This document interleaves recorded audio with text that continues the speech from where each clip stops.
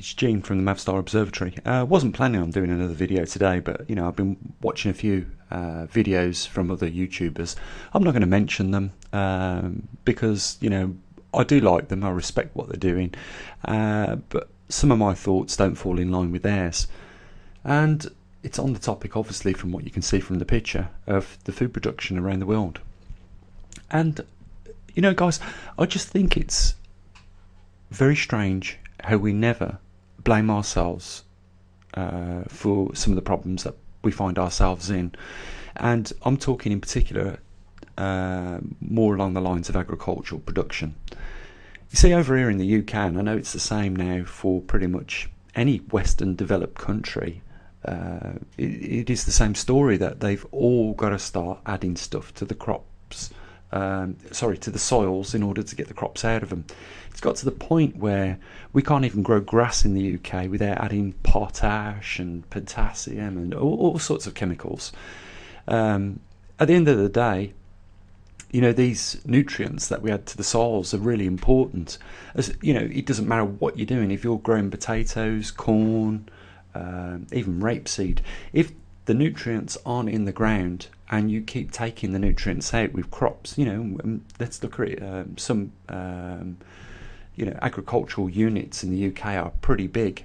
We're talking thousands of hectares of land, and it requires companies to go onto that land. I mean, just for instance, McCain oven chips is a big manufacturer of chips in this country.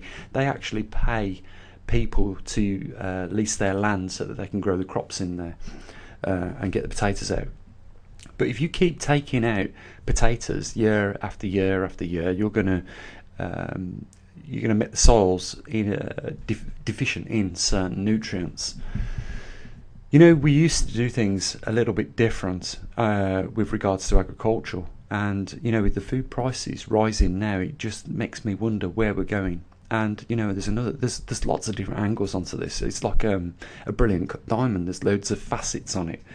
I mean, let's just talk about a few of them.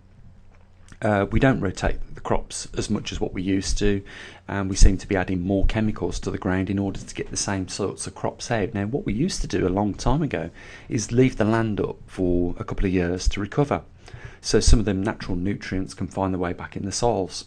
Doesn't seem to be the way anymore, and that's because I think farmers are no different to ourselves. In order for them to buy that £1 million combine harvester, they've got to take a loan out, and in order to take the loan out, they've got to show year on year out profits. And it's getting really difficult for them to do that with the changing climate. As you know, some of them take the risk by using Monsanto seeds, and they're designed for a dry climate, so they think they're on a winner there because they're getting less rainfall in a particular area, and it turns out to be a wetter season than they expected. And of course, these Monsanto crops were just not designed for that.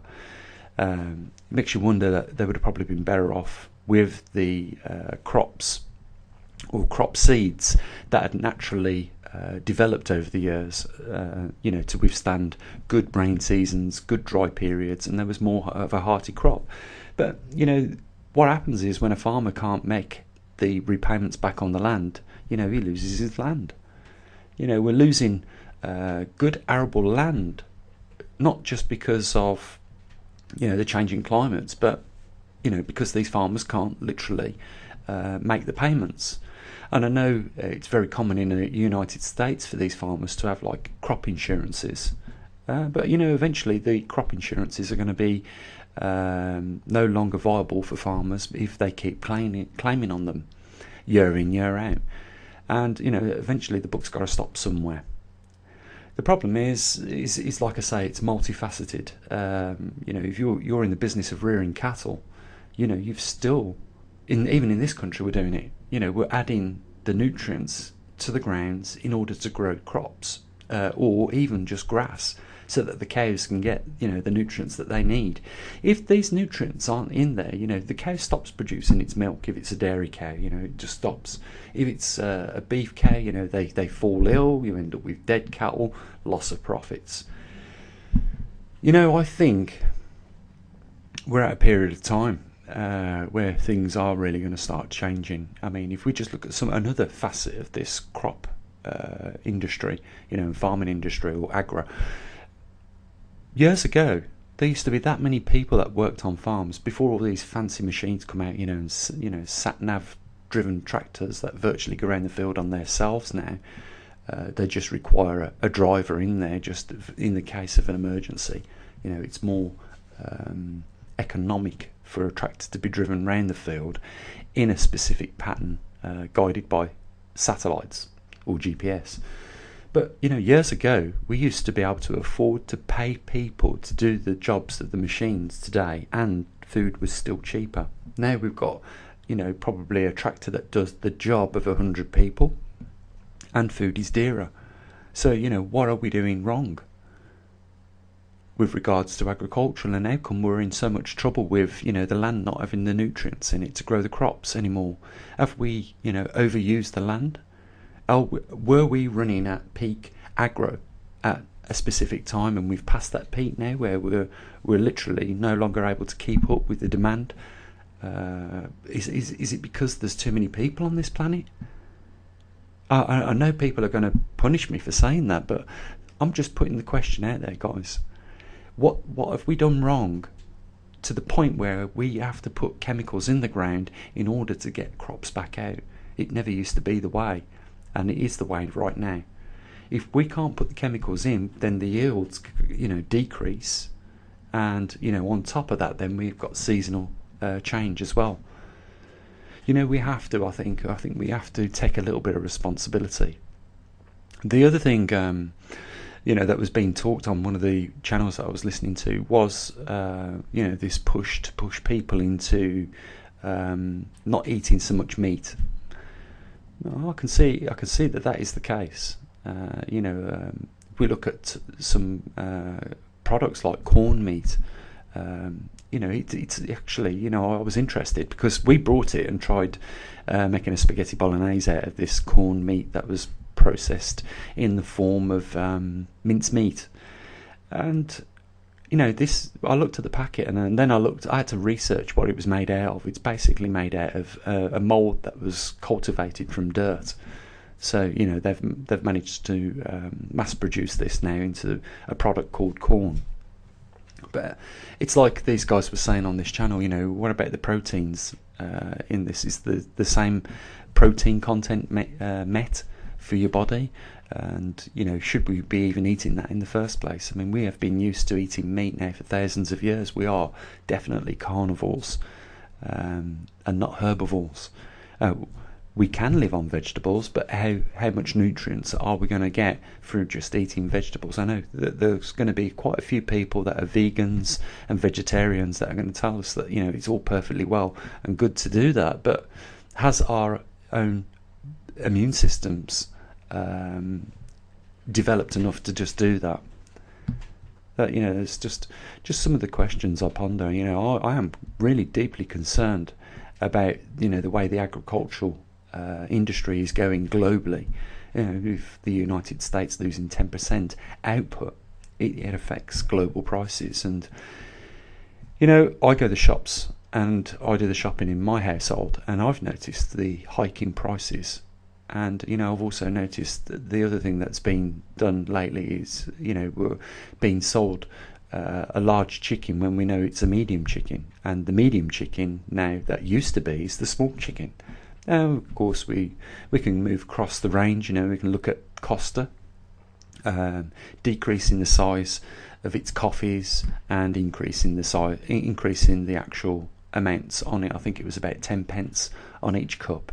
I know these things are little trivial things, guys, but we're all heavily taxed. Doesn't matter where you are in the world, and these things are starting to have an impact on people's lives. What we're doing is slowly being pushed into a corner, and it is inevitable to see what's going to happen if meat prices keep going up. I can't stop moaning about this. I went to the chip shop the other day. Us English are very fond of fish and chips. In fact, it's common to eat fish and chips on a Friday. I don't think it was Friday that I had mine, but I went into the chip shop and it cost £12 for just one bag of chips with a piece of fish in there. And this weren't a huge portion, by the way. I was just, actually, when I walked out of the shop, and I thought, when did fish and chips get so expensive? But it isn't just probably over agricultural production that's causing problems in our modern society. Food prices are definitely going up, but at the same time, we can't just move from growing crops on land and say, oh, well, let's move to the oceans then, let's consume more of those stocks in the oceans, because we've already done it, guys. That's the sad thing. I just wonder if these globalists that are out there are aware of I think they are. I think it's definitely the case. I think they're aware that there is a serious issue with the agricultural industry. They saw it for many years. They know that a lot of these farms now have completely worn out the lands of nutrients. That's why we're having to put the nutrients back in the land before we can get the crops out. Yet farmers still find it profitable to do it. And I'm just wondering how long it is before we're having to put more and more of these nutrients back in the ground before we get the crops out. What will be, the result of that, if nothing less than just, more prices increasing across the range. But the problem is, guys, is that we are running out of options either way. And, the time is ticking. And, the climate is getting worse as a result of a couple of significant problems that we're facing. First of all, a grand solar minimum. Another thing that was talked about, just on the line, while we're on the lines of grand solar minimum, some people are in the belief that we're moving into solar cycle 25 already. I could show you, some charts. It shows us clearly we're still at the bottom of the trough, and I'm not convinced myself that we're in solar cycle 25. I've not seen, sunspot numbers starting to pick up by any means. If you look at the disk, it's still void of sunspots from one week to the next, pretty much. You might get the occasional one throughout the month, but that's all. I don't think it's an indication yet that we are going into solar cycle 25. Let's just wait and see what happens. I mean, if the reports that I've read are right, that sun is its umbrage are still too hot for magnetic ability to form sunspots, at least. There was an increase, I think, from the report I remember reading, of about 45k, and it was that increase that stopped the development of sunspots forming. And it was predicted from 2015 that they wouldn't be produced, but okay, you've got to give these scientists their credit. They have studied the sun, and just because there's a few years delay on their prediction doesn't mean that they were wrong by any means. So let's just see what happens. We know that the sun is the critical driver of climate on the earth. It shouldn't be thought of any less than that.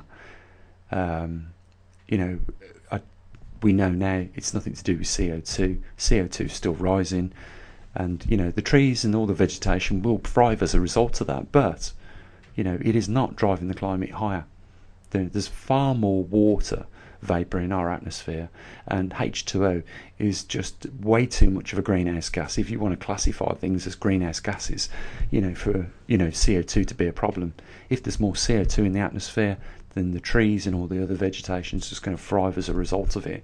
We had at one point on this planet almost 98% saturation of CO2, and all those chemo autotrophs and things like that in the sea scrubbed it, and so I don't think CO2 that man produces is anything significant.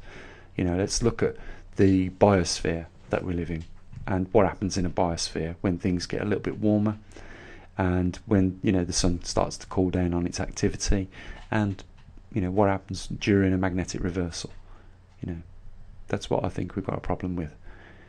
So I just wanted to share these thoughts with you. I think the important thing really to take away from this, guys, is the fact that we have to consider, is it a serious problem with farmers having to add the nutrients into the ground before they can get a crop out of it?